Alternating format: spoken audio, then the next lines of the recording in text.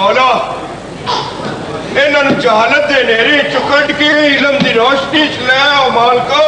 हाय हाय क्या जमाना आ गया है।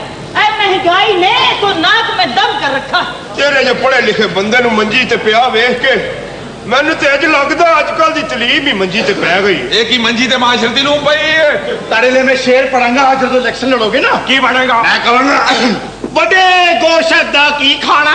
अच्छा हाँ वडे गोशत दा की खाना छोटा छोटा ही होंदा है। तू भावे किथे भी जाके इलेक्शन लड़ लोटा लोटा ही होंदा है।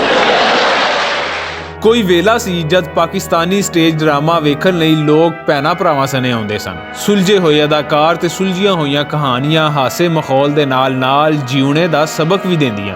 ਇਹ ਮੁਲਕ ਸਾਨੂੰ ਐਵੇਂ ਨਹੀਂ ਸੀ ਲੱਭ ਗਿਆ।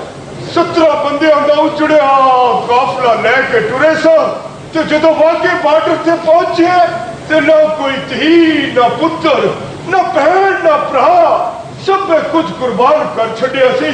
बेटा ना बदमाशी का काम करे कर कोई चंगा काम है। अब चंगा काम है नहीं पुत्ता में किसी पुलिस मुकाबले च मर जाए की फायदा। बहुत ही दौलत भी शर फैलाती है।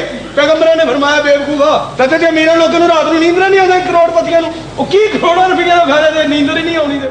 ਫਿਰ ਵੇਲਾ ਬਦਲਿਆ ਤੇ ਸਟੇਜ ਉੱਤੇ ਬੇਹੂਦਾ ਜੁਗਤਾਂ ਤੇ ਡਾਂਸ ਹੋਣ ਲੱਗ ਪਏ।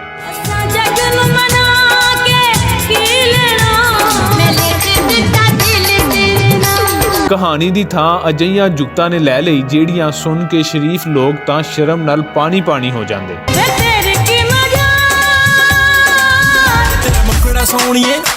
ਤੇਰੇ ਨਾਲ ਸੋਹਣੀਏ ਹਰੇ ਰੰਗ ਦੀਆਂ ਵੰਗਾਂ ਪਾ ਕੇ ਜਿੱਧਰੋਂ ਵੀ ਲੰਗਾ ਮਾਹੀ ਲੁਕ।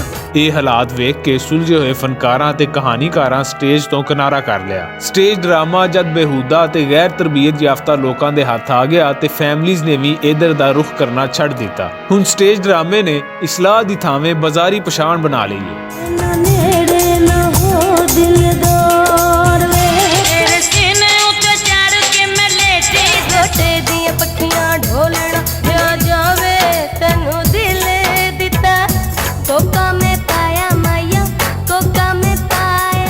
ਅੱਜ ਇਹਨਾਂ ਫਨਕਾਰਾਂ ਪਾਰੋਂ ਹੀ ਸਾਡਾ ਡਰਾਮਾ ਆਪਣੀ ਮੌਤ ਆਪ ਮਰ ਰਿਹਾ ਹੈ। ਕਾਸ਼ ਸਾਡੀਆਂ ਆਰਟਸ ਕੌਂਸਲਾਂ ਤੇ ਦੂਜੇ ਮੁਤਲਕਾ ਇਦਾਰੇ ਆਪਣਾ ਫਰਜ਼ ਨਿਭਾਉਂਦੇ। ਕਾਸ਼ ਸਾਡਾ ਸਟੇਜ ਉਂਝ ਹੀ ਆਬਾਦ ਰਹਿੰਦਾ ਜਿਵੇਂ 25-30 ਵਰੇ ਪਹਿਲਾਂ ਸੀ।